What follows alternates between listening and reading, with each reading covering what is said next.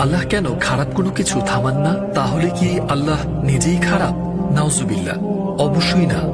মন্দ সৃষ্টি করা খারাপ নয়, বরং মন্দকে বেছে নেওয়াটাই খারাপ। চলুন আগুনকে দেখি। আগুন অনেক কাজে লাগে, তাই না?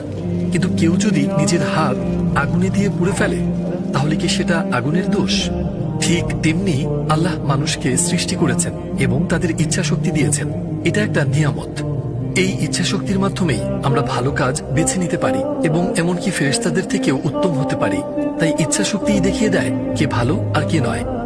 এই শক্তি না থাকলে একজন অপরাধী আর একজন ভালো মানুষ সমান হতো। তাই ইচ্ছা শক্তি খারাপ কিছু না। খারাপ হলো যখন কেউ সেটা ভুলভাবে ব্যবহার করে, ঠিক আগুনের উদাহরণটার মতো। আবার ধরুন, যদি আল্লাহ প্রতিটা খারাপ কাজ থামিয়ে দিতেন, তাহলে এই জীবনে আর পরীক্ষাই থাকতো না। ভাবুন তো, আপনি চেষ্টা করছেন কাউকে আঘাত করার, আর হঠাৎ কিছু একটা আপনাকে থামিয়ে দিল, তাহলে তো সবাই আল্লাহর উপর বিশ্বাস করতো, তাই না?